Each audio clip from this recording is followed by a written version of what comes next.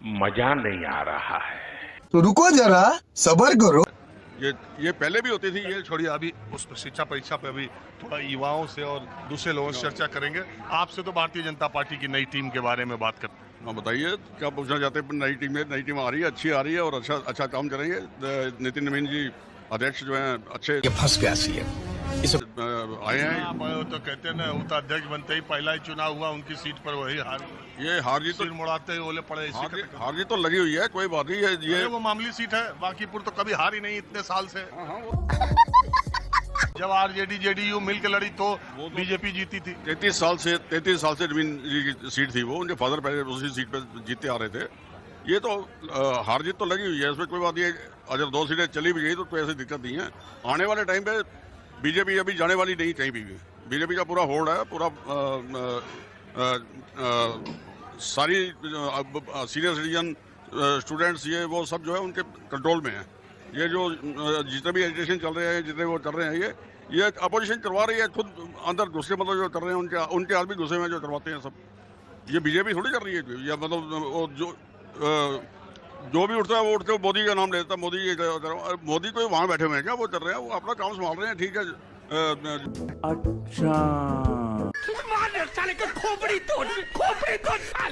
ये बताइए, ये राम माधव राष्ट्रीय उपाध्यक्ष बन के फिर बीजेपी में, हालांकि वो बीजेपी, लेकिन औपचारिक रूप से बीजेपी में उनके फिर से वापसी हो गई, इसको कैसे आप देखते हैं? नहीं, वापसी तो ये पार्टी छोड़ के कोई जाएगा वो फिर वापस आएगा ही आएगा।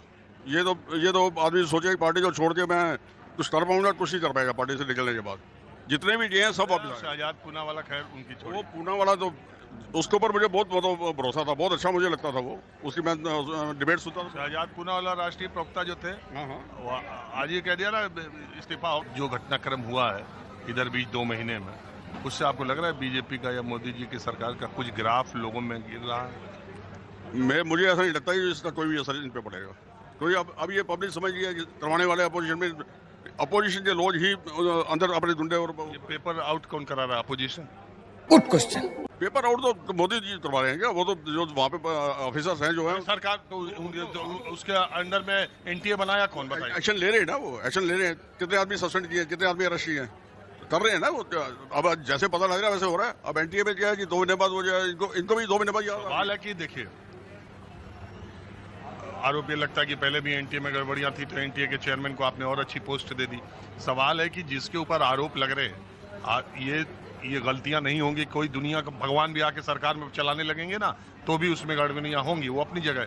लेकिन जो गड़बड़ियां हो रही है उसकी सजा ऐसी सख्त देनी चाहिए कि फिर आगे से वो गलती ना हो। तो वो कहीं लैग करता है। अभी किया है इन्होंने 10 साल की सजा और 10 करोड़ रुपए जुर्माने की कानून बनाया है ना, कर रहे हैं। जैसे जैसे जो हाथ में आएगा, जो एक बार हाथ में आएगा वो जिंदगी में नाम नहीं लेगा, मतलब सीट पे आने के लिए। भाई साहब कुछ ज्यादा नहीं हो गया ये?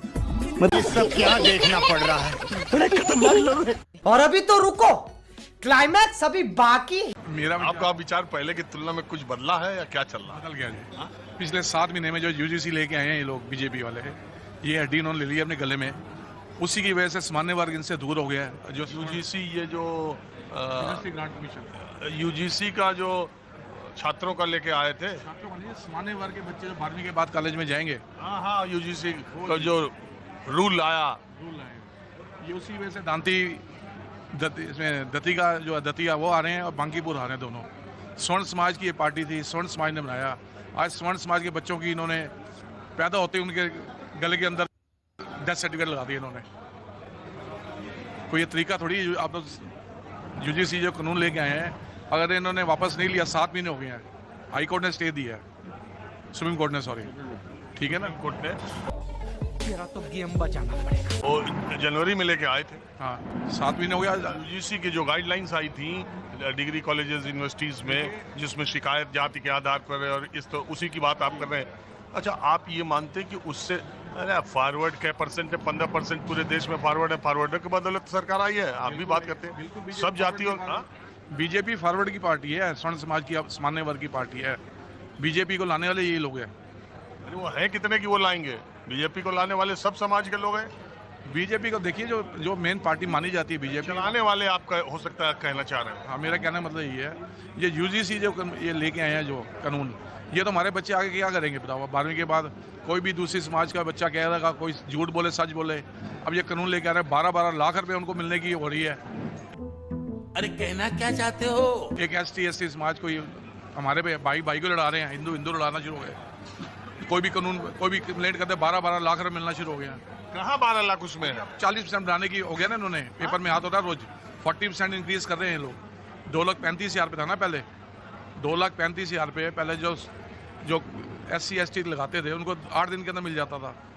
अब वो उसको कहना है 12 लाख रुपए तक कोई रेंज है, उसकी कोई लिमिट है। 80 यहाँ से नहीं, जो ST/ST समाज, जो स्वर्ण समाज, जो अगर उनके ऊपर लगाएगा स्वर्ण समाज के ऊपर कि मुझे इसने कुछ, लेकिन यूजीसी के गाइडलाइंस जो हैं उसमें कहीं अर्थ का दंड की बात नहीं है। मैंने पढ़ा है। क्यों नहीं है जी, क्या बात करते हो आप? उसमें तो ये है कि जैसे अभी तो ये है ना, अभी जो कानून में जो झूठ बोलेगा पकड़ा जाएगा, उस पर कुछ 15 साल की सजा कानून में इतना है। यूजीसी गाइडलाइंस के बाद तो कोई झूठ बोलेगा तब भी बच्चा 10 साल के लिए अंदर गया, सामान्य वर्ग का। क्या बात कर रहे हैं?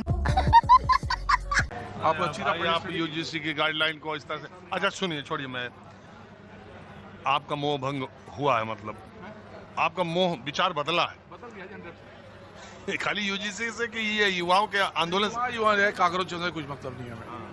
हम बीजेपी के थे, बीजेपी के हैं, रहेंगे, बट कैसे कैसे लोग रहते हैं यार यहाँ पर। ये सब क्या देखना पड़ रहा है? अच्छा है मैं अंधा हूँ। तो लेने के देने पड़ गए।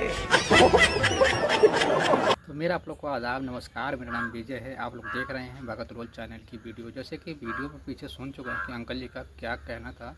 इनका कहना है कि जो है पेपर लीक या पेपर आउट के लिए मोदी जी को हम जिम्मेदार थोड़ी बता सकते हैं। उनकी जिम्मेदारी थोड़ी बनती है मोदी जी की, क्योंकि जो है उनका काम अलग है। वो जो हर जगह थोड़ी देखने जाएंगे मोदी जी। इनका कहना है कि मोदी जी जिम्मेदारी नहीं बनती है उस पर, उनको जो है नहीं लगाना चाहिए जनता को। तो क्या जो है उनको नहीं लगाना चाहिए। सरकार तो उन्हीं के है, मंत्री उन्हीं के बनाए हुए हैं। जितने भी जो है लोग अगर बने हैं उसमें, तो सरकार जो है इन्हीं के, यही लोग बना रहे हैं। तो जिम्मेदारी किसकी बनेगी? सबसे पहले मोदी जी की तो बनेगी, केंद्र सरकार की तो बनेगी। तो उस पर जो सवाल ना उठाए तो किस पे उठाए? कोई विपक्ष से कोई सवाल करे? क्या ये जो है उचित होगा?